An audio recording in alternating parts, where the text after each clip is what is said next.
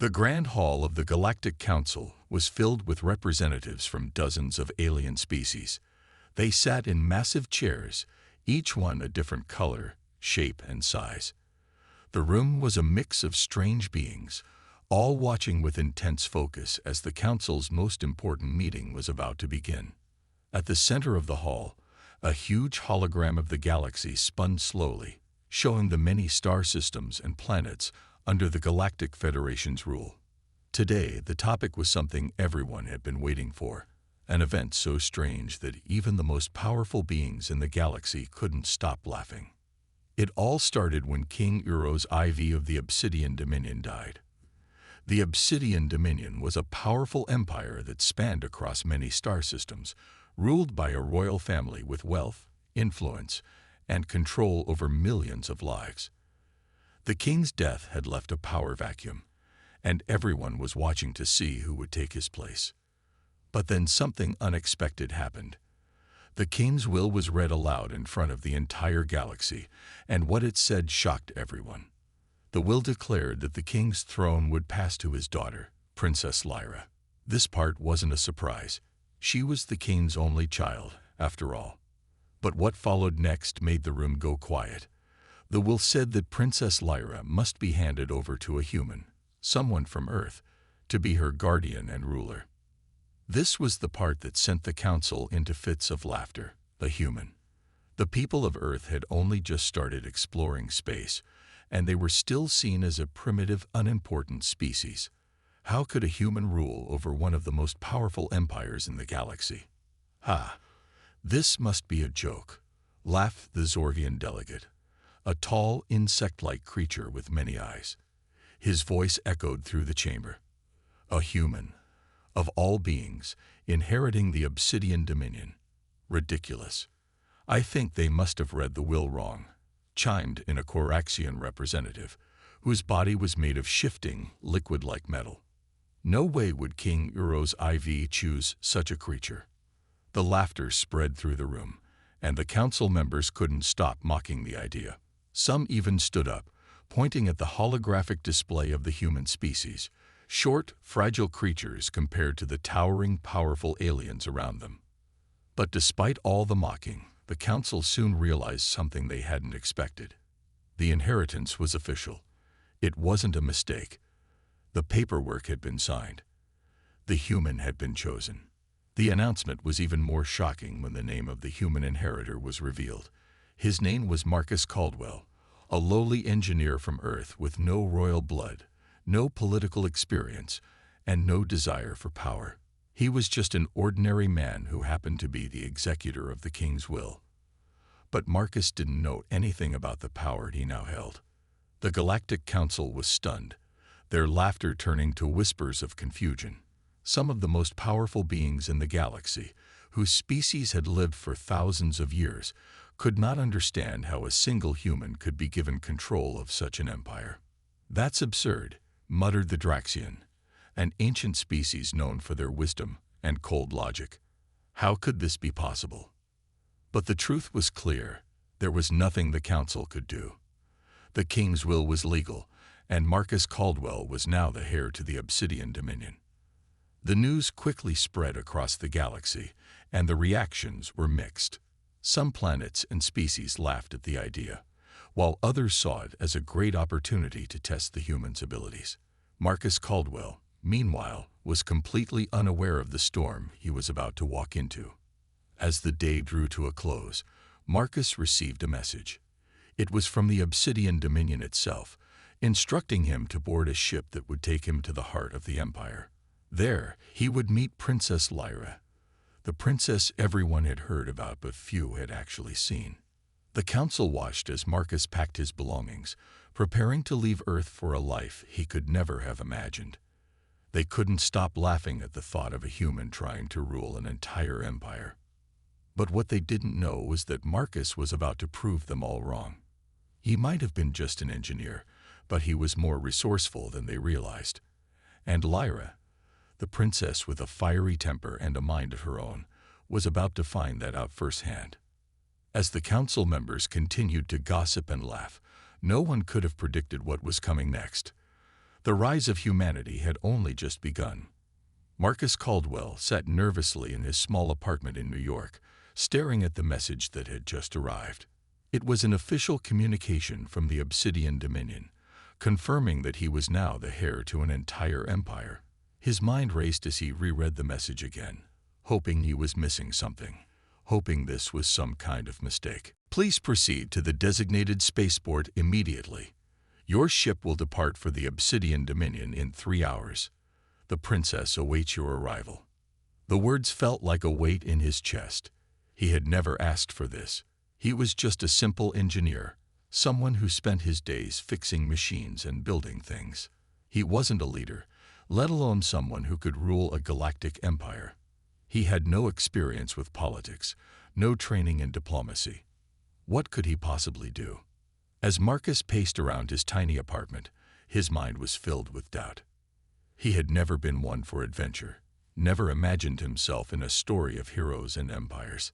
Yet here he was, about to board a spaceship to a distant part of the galaxy, to meet a princess he had never met, and to inherit a throne that no one seemed to think he deserved. His phone buzzed, snapping him out of his thoughts. It was a message from his sister, Emily. "Marcus, are you sure about this? I know you've always been the quiet one, but this is huge. An empire, a princess, and a whole new life. I don't know what to say." Marcus stared at the screen for a moment, feeling the weight of the decision. Emily was right. This was huge. It was a dream come true for some people, but for Marcus, it felt like a nightmare. He wasn't ready for this. He wasn't prepared. How could a guy like him, who didn't even like attention, possibly manage such a massive responsibility? He shook his head, running a hand through his messy hair. There was no going back now. The papers were signed. The galaxy was watching. He had no choice but to follow through. After packing a small bag with the essentials, clothes, a few personal items, and a laptop, Marcus headed to the spaceport. The journey ahead felt surreal. A part of him hoped that this was all some kind of dream, and that when he woke up, things would be normal again. But deep down, he knew it was real. He was about to become something no human had ever been, a ruler in a galaxy filled with strange, powerful species. As he boarded the ship, a sleek, silver vessel that looked far more advanced than anything Earth had ever created, Marcus couldn't help but feel like an imposter.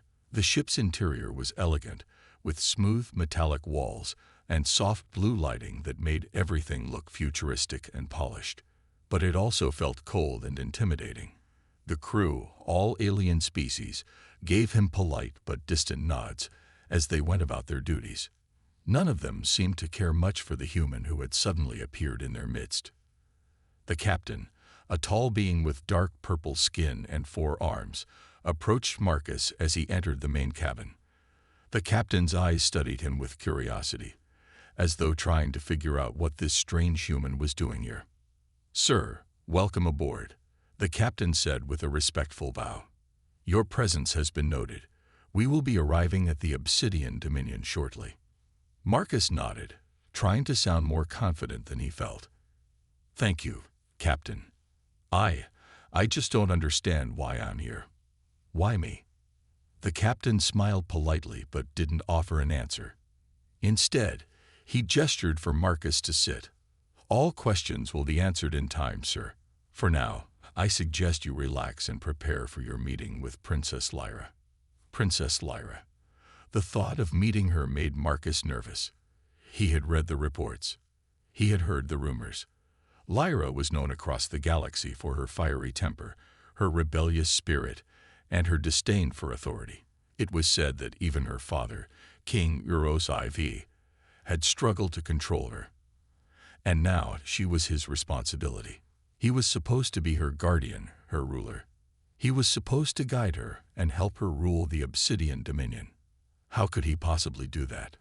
As the ship accelerated into the deep folds of space, Marcus looked out the window, watching as stars sped by in a blur. The vastness of the galaxy stretched out before him, and for a moment he allowed himself to get lost in it. There were so many planets, so many civilizations, and yet He was the one chosen. It felt like an impossible task, one that he could never complete. But as the ship continued its journey, Marcus began to realize something. He had no choice but to try. Whether he was ready or not, he was now a part of something far bigger than himself. The galaxy was watching him, and he could either fail miserably or find a way to succeed. There was no middle ground. He thought back to his training as an engineer, the way he had learned to fix things, to solve problems, to think outside the box. Maybe that was what he needed now, his ability to think creatively, to approach this strange new world with the same problem-solving mindset that had made him successful back on Earth. As the ship moved deeper into space, Marcus felt a small spark of hope. Maybe, just maybe, he could make a difference. Maybe he could lead this empire, even if he wasn't the person anyone expected. Maybe humanity, in all its unpredictability and resourcefulness, was exactly what the galaxy needed. And just maybe, he wasn't as out of place as everyone thought. The ship's journey had taken several days, and Marcus spent the time trying to prepare himself for the moment when he would finally meet Princess Lyra. He wasn't sure what to expect. He had heard many stories, rumors, and warnings about her. Some said she was fierce and unpredictable, while others described her as a genius who refused to follow anyone's orders. Whatever the truth was, Marcus knew one thing for sure. She was not going to be easy to handle. As the ship entered the Obsidian Dominion space, the crew began to make final preparations for their arrival. The atmosphere in the ship changed from quiet and calm to tense and focused. Marcus could feel the shift as the crew began to move more urgently, their eyes fixed on the monitors as they approached their destination. The captain, who had remained mostly silent during the journey, turned to Marcus with a serious expression. "We are nearing the capital," he said. "Princess Lyra's palace is located on the main moon of the planet Obsidian. Please be prepared. There are many people who are watching this moment closely." Marcus nodded, his heart racing. He couldn't help but feel nervous. He had never been this far from Earth before, and now he was about to meet one of the most powerful and unpredictable figures in the galaxy. His role as her guardian, the ruler of the Obsidian Dominion, still felt like a dream to him. How could someone like him be trusted with so much? As the ship approached the planet, the view outside the windows shifted from endless space to the dark, rocky surface of the moon. The capital city of the Obsidian Dominion loomed ahead, its towering spires casting long shadows across the landscape. The city was a marvel of alien architecture, with buildings made of black stone and shimmering metal. There were massive ships floating in the air, their engines glowing as they moved in perfect synchronization. The ship docked at the royal palace, a majestic structure that rose high into the sky. It was clear that the Obsidian Dominion was a place of great power, wealth, and influence. Marcus couldn't help but feel small as he stepped off the ship and onto the palace's grand landing platform. The air was thick with the scent of incense, and the sound of distant voices echoed through the courtyard. A group of royal guards, tall and imposing in their dark armor, stood at attention as Marcus made his way toward the entrance. Their eyes studied him with curiosity, but there was no warmth in their gaze. It was as if they were waiting to see what kind of leader this human would be. As Marcus walked through the palace's grand halls, his steps echoed on the marble floors. The palace was beautiful, filled with priceless artwork and tapestries that depicted the history of the Obsidian Dominion. But Marcus couldn't focus on the surroundings. All he could think about was the one person he had come here to meet, Princess Lyra. Finally, they reached a large, ornate door at the end of a long hallway. The guards stepped aside, and the door slowly creaked open. Inside, sitting on a throne made of black stone, was Princess Lyra. She was nothing like Marcus had imagined. Lyra was beautiful, yes, but there was something more to her than just her appearance. Her eyes were sharp, her expression unreadable. Her dark hair was pulled back in an intricate style, and she wore a long, flowing gown made of silver fabric that shimmered in the light. Despite her royal appearance, there was an undeniable air of defiance about her. She didn't look at Marcus with curiosity or warmth. Instead, her gaze was cold, as if she was already judging him. Marcus hesitated for a moment, unsure of what to do. Should he bow? Should he say something? He had no experience in situations like this. But before he could decide, Lyra spoke. "So, you're the human who inherited my father's empire," she said, her voice cool and calm, but with a hint of something sharper beneath the surface. "I must say, I find it amusing." Marcus stood frozen, not sure how to respond. Yes, Princess," he stammered. "I'm Marcus Caldwell. I'm here to help rule the Obsidian Dominion." Lyra's lips curled into a faint smile, but it didn't reach her eyes. "Help rule? You?" She leaned back in her throne, studying him carefully. "I find it hard to believe that a human could ever understand the complexities of this empire. You have no experience, no training, and no idea what you're stepping into." Marcus swallowed hard, trying to steady his nerves. I know I'm not the one you expected, Princess. I'm just an engineer from Earth, but I'm here to do my best. I promise I'll try to learn everything I can." Lyra raised an eyebrow, clearly unimpressed. "Try. That's all you can offer. This isn't a game, human. This is real power, real responsibility. You're playing with the lives of billions." Marcus felt a rush of frustration. It wasn't as if he wanted this responsibility. He didn't ask for any of this, but he knew one thing. He couldn't back down now. "I know I don't have all the answers, Princess," he said, his voice more confident now. "But I'm here to try. I'm here to learn. And I believe that together, we can make this work." For a long moment, Lyra said nothing. She just stared at him, her expression unreadable.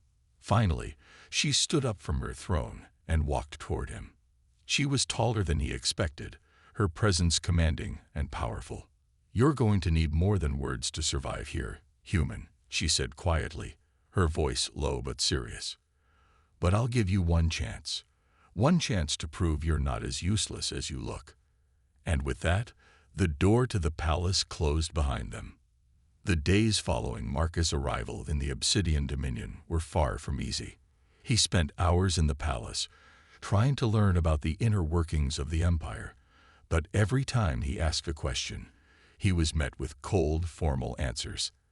The palace staff didn't seem to care much for the human who had suddenly become their ruler, and Princess Lyra made no effort to hide her disdain for him. Lyra had insisted that he attend a series of meetings with the royal advisors. These meetings, full of complex political talk, left Marcus feeling overwhelmed and out of place. He had no experience with galactic politics, and the advisors didn't seem interested in helping him understand. They only saw him as a pawn, someone to be tolerated until the real ruler arrived, or, more likely, someone to be controlled. But Marcus was determined. He wasn't going to give up just because things were difficult. He had never backed down from a challenge before, and he wasn't about to start now. Every day, he spent hours reading through reports, studying the history of the Dominion, and trying to understand the various factions within the empire. He even started to ask Lyra for help, though it wasn't easy.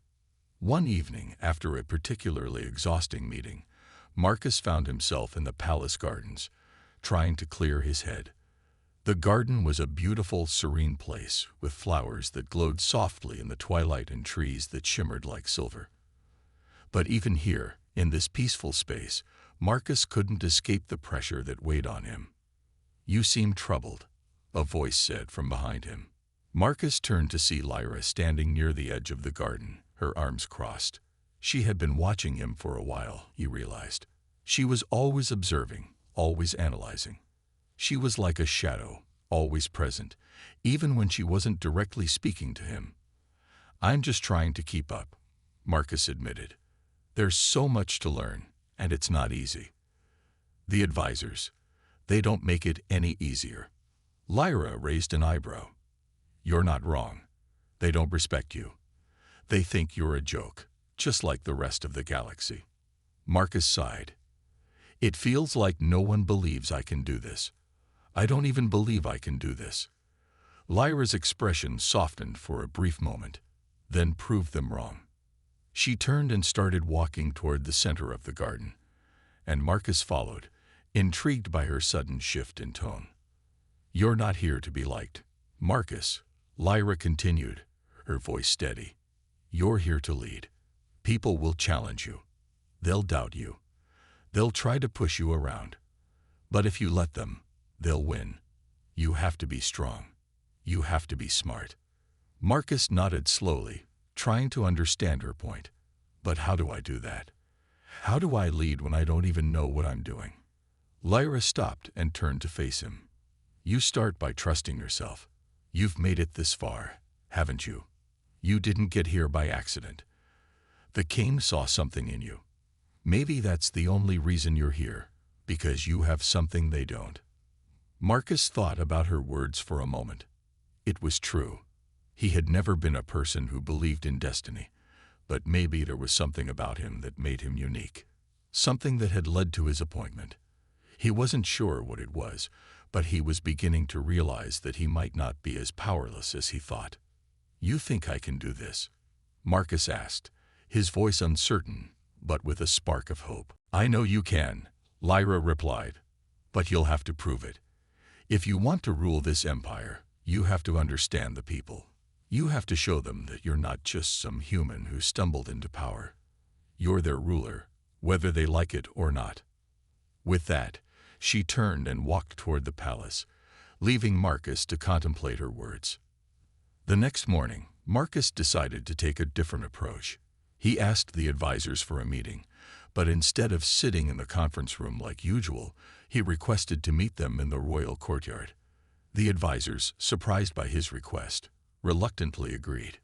When they arrived, Marcus was already standing in the center of the courtyard, his posture straight and confident.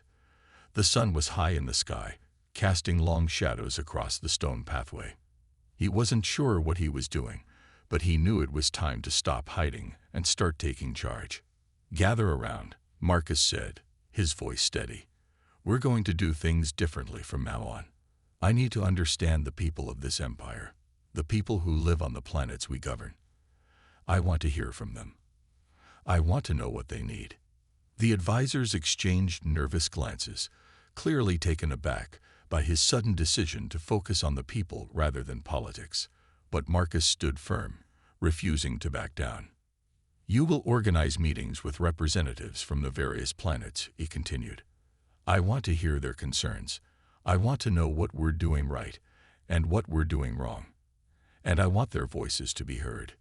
The advisors hesitated, but eventually agreed. It was clear that they didn't fully believe in Marcus, but they had no choice but to follow his orders.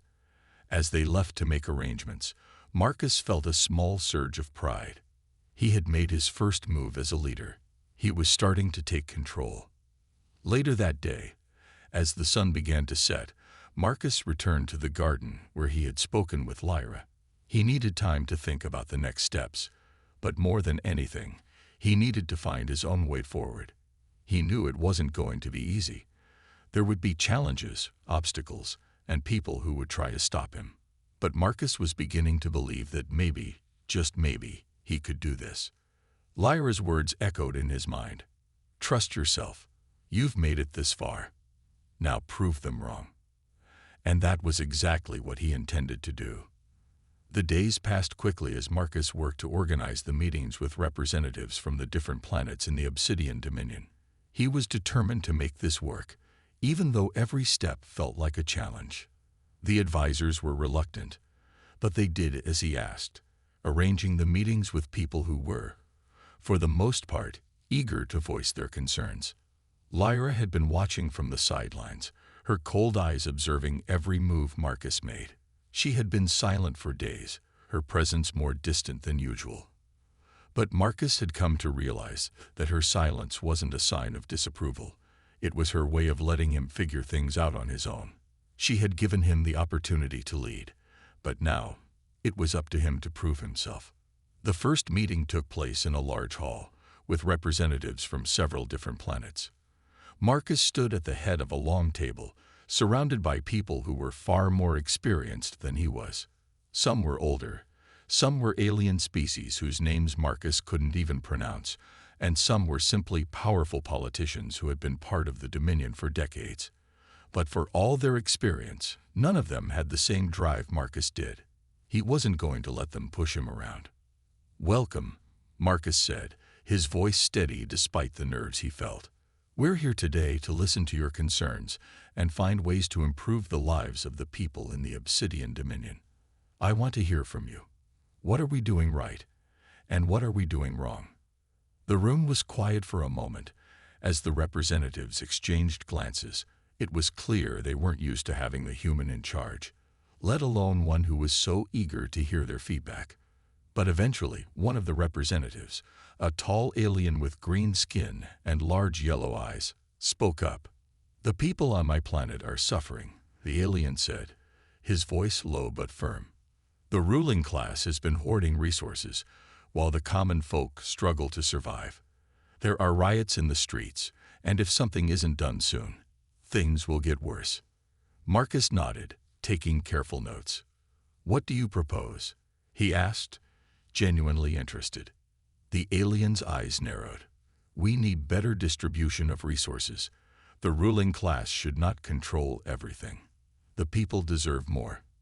If you truly want to lead this empire, you need to take action." Marcus absorbed the words, feeling the weight of the responsibility on his shoulders.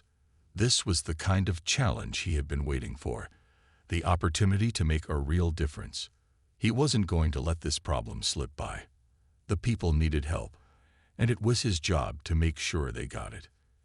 As the meeting continued, more representatives spoke up, each one with their own set of concerns. Some wanted more rights for certain alien species, others demanded better protection for their planets, and a few even called for a reduction in taxes. Each complaint was different, but they all pointed to one thing. The people were unhappy, and they needed change. Marcus listened carefully to each representative, taking mental notes on what needed to be done. He wasn't a politician, but he had learned enough over the past few weeks to know that listening was half the battle. The second half was action. He had to prove that he could do more than just talk. When the meeting was over, the representatives left the hall, some with satisfied looks on their faces, others still grumbling. Marcus remained in the room, deep in thought. He knew this was just the beginning. The real work was only starting. Lyra appeared in the doorway, watching him quietly. She hadn't said much during the meeting, and Marcus couldn't help but wonder what she thought of his performance. He had done his best, but he couldn't shake the feeling that there was something more he should be doing. "Not bad," Lyra said finally, stepping into the room. "You didn't make any mistakes, but that's not enough.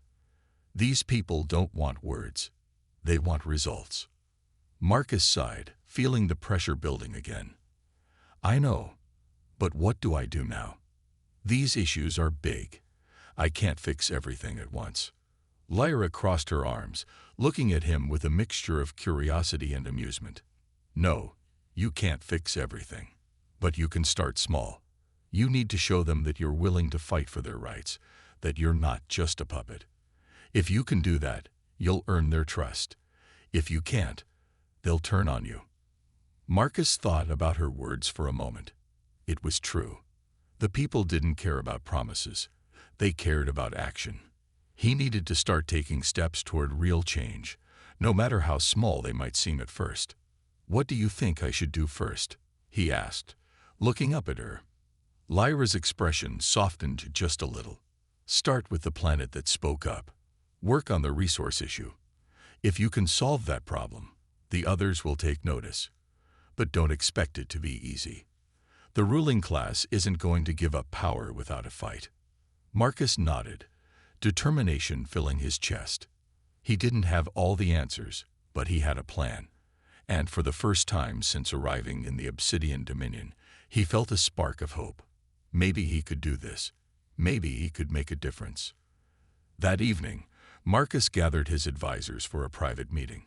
He explained the situation with the planet that had spoken out about resource hoarding and outlined a plan to distribute resources more fairly among the people. There was resistance, of course.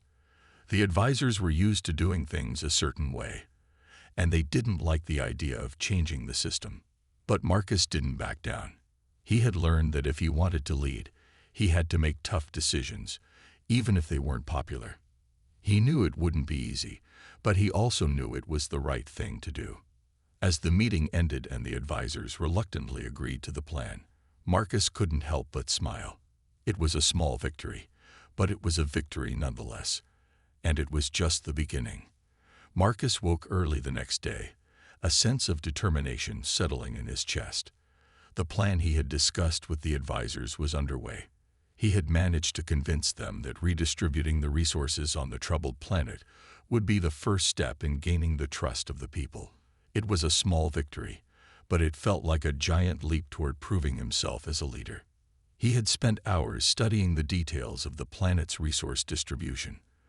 The ruling class had been hoarding materials, leaving the lower classes to struggle. But Marcus had come up with a plan to start evening the playing field. It wouldn't be an overnight fix, but it was a start. As he walked down the long corridors of the palace, he couldn't help but think of how much had changed in such a short time. When he had first arrived, he had no idea what he was doing. Now he was beginning to find his footing. There was still so much to learn, but for the first time since his arrival, he felt like he might actually be able to make a difference. His thoughts were interrupted when he reached the throne room. Lyra was standing by the large windows, staring out at the vast expanse of space. Her presence was as commanding as ever, and as always, she didn't acknowledge him until he was right in front of her. "You're getting things done," she said, her tone neutral. "But don't get too comfortable. This empire is a beast, and it doesn't change easily." Marcus nodded. He had learned that much already. "I know, but this is a start. If we can solve this resource issue, maybe we can start building trust with the people." Lyra's lips twitched slightly. "Trust. You're aiming higher than I thought. But maybe you're right. The people are tired of being ignored. They want change." Marcus took a deep breath, gathering his thoughts. "And if we show them that we're listening, if we show them that things are going to change for the better." Lyra turned to face him, her eyes sharp. "You'll need more than promises to win their trust. You'll need results. And results are hard to come by in the Dominion. There are many who would rather see you fail." Marcus didn't flinch. "Then I'll have to prove them wrong."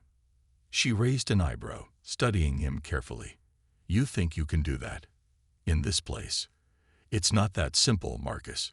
There are forces at play that you don't even understand yet." "I'm learning," he said, meeting her gaze. "And I'll keep learning. But I need you to trust me. If you want things to change, we need to start somewhere.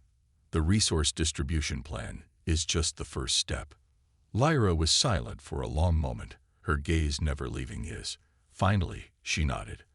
"I'll give you this one, but don't think that means I'm on your side yet. I'm watching." Marcus didn't mind.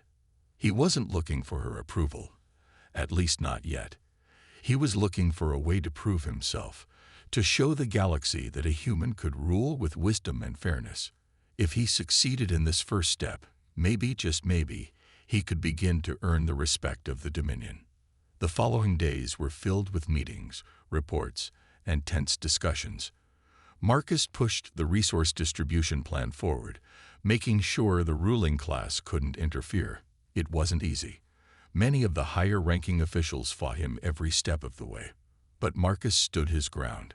He refused to let the system stay the same. He refused to let the people suffer just because it was easier to maintain the status quo. Finally, after several weeks of tense negotiations, the first shipments of resources were distributed to the lower-class communities. It wasn't perfect, but it was a start. Marcus felt a surge of pride when the first reports came in. The people were beginning to notice the change. The markets were more vibrant, the streets less tense, and for the first time in a long while, there was a sense of hope in the air. Marcus couldn't help but smile when he received the first message from the planet's representative. It was short, but the message was clear. "The people are grateful. They're starting to believe in you." It wasn't much, but it was enough to keep him going. Lyra had been watching from the sidelines, as always. She hadn't said much, but Marcus could tell she was impressed. She didn't show it, of course. She never did, but he knew that her opinion mattered. And for once, he felt like he might be starting to prove her wrong. That evening, as the sun began to set, Marcus found himself standing in the same garden where he had spoken to Lyra weeks ago. The air was cool, and the soft glow of the flowers illuminated the path ahead. He didn't feel as nervous as he had before. For the first time since arriving, he felt a sense of calm, like he was starting to find his place in this galaxy. As he walked through the garden, his mind raced with possibilities. The first victory was done. But there was so much more to accomplish. There were still planets to stabilize, disputes to resolve, and the looming question of whether he could ever gain the full trust of the Dominion. "Are you happy with your progress?" Lyra's voice interrupted his thoughts. Marcus turned to see her standing near the fountain, her expression unreadable as always. "It's a start," he said, "but it's just the beginning. There's still a long way to go." Lyra studied him for a long moment. "You've done well for now, but don't forget that the stakes are higher than you realize. There's always someone waiting for you to fail." "I won't fail," Marcus said, his voice firm. "I'm not going to stop until I make this empire something to be proud of." Lyra's eyes narrowed slightly, but she didn't say anything. She simply nodded, turned, and walked away, her figure disappearing into the shadows. Marcus stood there for a moment, staring at the path ahead. He didn't know what the future held, but he was determined to face it head-on. He had taken the first step toward changing the empire, and nothing was going to stop him now. The weeks after Marcus' first victory were filled with progress, but the road was not without its challenges. The resource distribution on the troubled planet had begun to show positive results, and the people were starting to believe in the possibility of change. However, the political landscape of the Obsidian Dominion was a complex web, full of powerful figures who had their own agendas. Every decision Marcus made was met with both support and resistance. One day, as Marcus was reviewing the latest reports, a messenger arrived with an urgent message. The note was short, but it carried heavy news. The ruling class on a nearby planet is planning a rebellion. They claim Marcus is undermining their power, and they are gathering forces to confront the Dominion's leadership. Marcus immediately stood up, his mind racing. He had expected challenges, but a rebellion was something entirely different. This was no longer about political disagreements. It was about power, control, and loyalty. He quickly called for a meeting with his most trusted advisors, including Lyra. They gathered in the war room, a large chamber with maps of the Dominion spread across the walls, and a large table at the center. Lyra was the first to speak. "This is serious. The ruling class on this planet has always been a thorn in the side of the Dominion. They are wealthy, influential, and dangerous." Marcus nodded. "How did this happen? I thought we were making progress." "We were," Lyra replied. "But there are those who don't want change. The higher classes fear losing their power. They've seen the changes you've made, and they don't like it." Marcus clenched his fists. "I can't let this go unchallenged. If I back down now, the people will lose faith in me." "We don't have to fight," one of the advisors suggested. "We can offer them a deal, try to negotiate." Marcus shook his head. "No, they've already made their move. Negotiation at this point will only make us look weak. We need to act." Lyra stepped forward, her eyes cold and calculating. "You're right. The only way to stop them is to show them that you're not afraid. We'll need to act swiftly and decisively." The room fell silent as everyone realized the gravity of the situation. Marcus had been facing political challenges, but this was a true test of his leadership. This rebellion could destroy everything he had worked for, or it could be the moment he proved that he was the leader the Dominion needed. "We'll need a plan," Marcus said after a long pause. "We can't just storm in blindly. We need to outthink them." Lyra nodded. "I'll start gathering intelligence on the planet. We need to know their weaknesses and their strategy. But we also need to think about the people.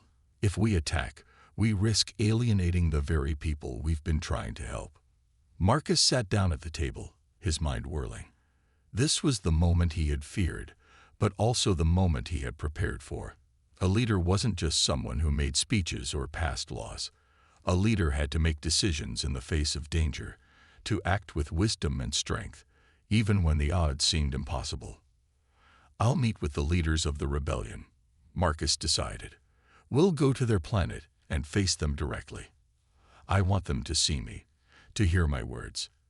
If we're going to resolve this, we need to do it without bloodshed." Lyra looked at him, her expression unreadable. "You're taking a risk. If they want to kill you, they will. You'll be walking into their trap."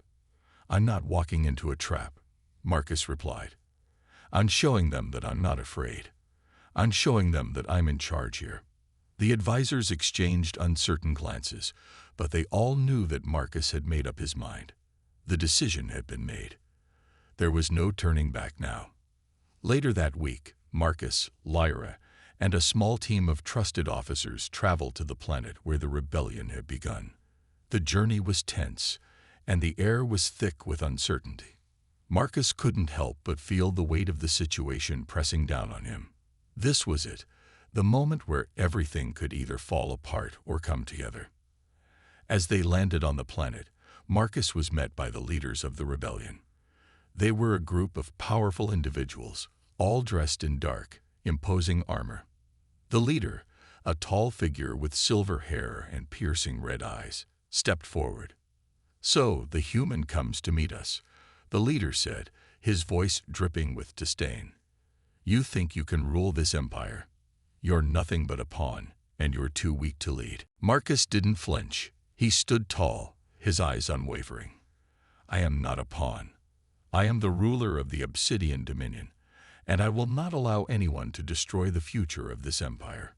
You can fight against me, but in the end, you will lose." The rebellion leader laughed, a cruel sound that echoed in the tense silence. "You may have power now, but you're still an outsider. You don't belong here. The Dominion will never be yours." Marcus took a step forward, his voice steady but strong. "The Dominion belongs to the people, and I will do whatever it takes to ensure their future." The leader's expression faltered for a moment, but he quickly regained his composure. "You're brave, human, but bravery alone won't save you." "I'm not just brave," Marcus replied. "I'm a leader, and I will show you that." The standoff was intense, but Marcus refused to back down. He knew this was his chance to prove to the galaxy, and to himself, that he had what it took to be the ruler the Dominion needed. The rebellion had underestimated him. They had thought him weak, but Marcus knew that strength came not from brute force, but from the willingness to stand firm in the face of adversity. The meeting ended with no resolution, but the seeds of doubt had been planted in the hearts of the rebels. Marcus had stood his ground, and for the first time, he felt the weight of leadership lift from his shoulders. He wasn't just a ruler, he was a leader in every sense of the word. As he returned to the palace, Marcus felt a renewed sense of purpose. He had faced his first true test, and he had come through it stronger than before.